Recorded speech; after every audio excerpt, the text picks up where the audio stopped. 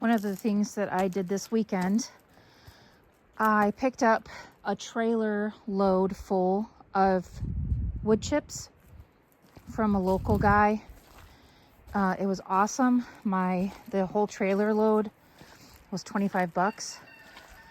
And I created this path that I'm walking on. So if you see, over here is nothing but mud. I probably complained about this in another video, but every day I would come out here to feed my chickens and I would have to walk through the mud. I mean, granted, mud is part of farm life, homestead life, but why does it have to? Why do you have to do it? So I made this little path, and we had a massive rain come through last night again, and my path has remained. So that makes me very, very happy indeed to have my little path. I'm not sure what's going on, but I wonder if some of these chickens are eating the eggs. I should have recorded this, but there's one down there. There's one over here. When I went and got their eggs today, there's only 3 of them in there and 2 of them were crushed. So I don't know. It's very unusual to get 1 egg from these younger birds. It's not that cold out, so, and even when it was cold, they still laid. So I don't know if there's an egg eater, and if so, that's a really bad situation. We've been working on doing some improvements to the garden area. So this past weekend,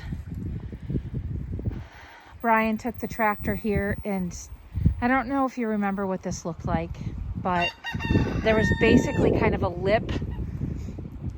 And so all of the water would pool around the sweet potato bed there, which is right next to the wheelbarrow.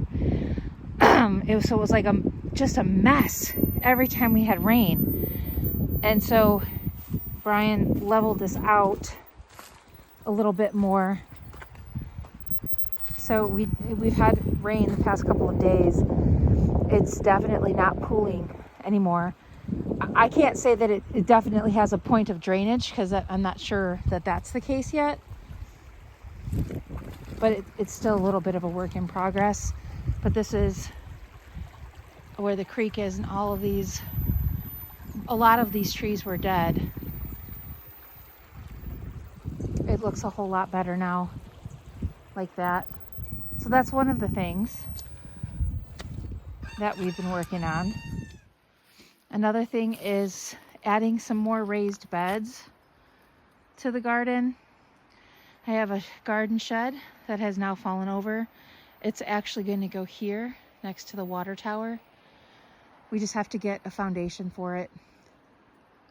So I'm adding materials to the raised beds in the hugelkultur method. So I've got logs down there and some sticks. I'm going to add straw, and then add manure and whatever else I can get my hand on. And then we had a young man come out this weekend to help. The rest of the trailer full of wood chips have now been laid in these paths that desperately needed it. I'll be getting some more wood chips and finishing this up so that it looks a whole lot better. He ran out of tape, so he used clips. That's smart. So he added the landscape fabric to try to keep the weeds from growing up. And then over here on this side, I'm going to be adding more fabric to the ground, because I'm going to extend the hoops. Although this next time when I get the beds that come in, they're not as big as this. Those ones there, those are 8-footers. Ooh, it is definitely not 71 degrees anymore. Man, it is cold. I'm going to extend these hoops out a little bit more over this way. I'm going to try to grow as much as I can vertically to help with pests and disease.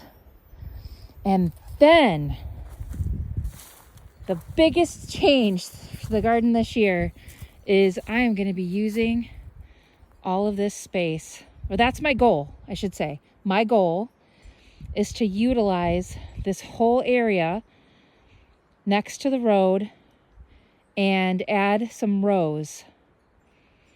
I would like to grow corn, and I don't know what else I'm going to grow in the rows, but I'm going to utilize this fabric stuff. I'm going to put down aged manure in rows and cover it with the fabric, and then just cut holes in the fabric to put the seeds into, or the plants, and see how that goes. I think I can dramatically increase the amount of food that I'm going to harvest in 2025. That's the goal. You will watch it whether it happens or not. Thanks for watching.